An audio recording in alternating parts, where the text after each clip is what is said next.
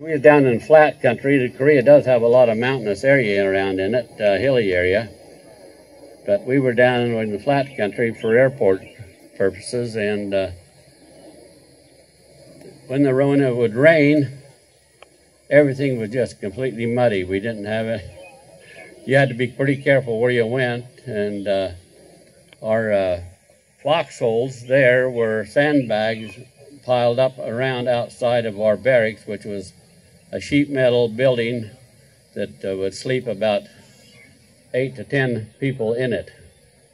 So it was a lot better sleeping out in the tents, but it still left a lot to be desired.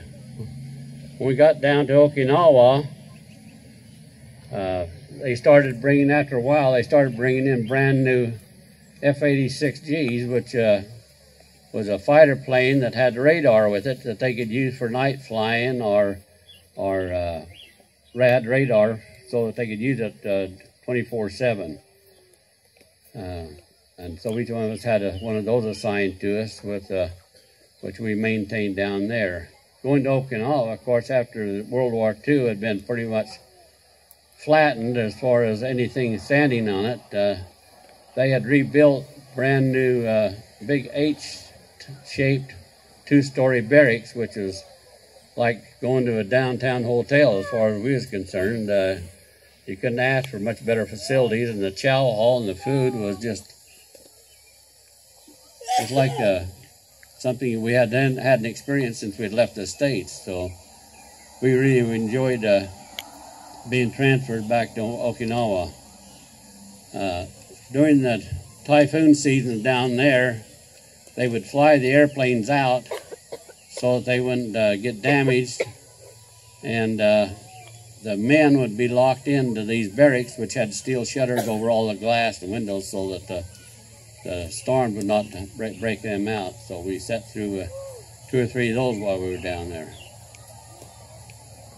After my term of duty down there, which had been extended because Korea was a 1-year service, so anything outside of Korea was 18 months. So I got transferred during, and I got my term extended while I was in Okinawa. When it come time to come back, they had a shortage of ships, and I had enough rank at that time that I was lucked out and was able to fly back, so I didn't have to ride that boat again, which I wasn't looking forward to anyway.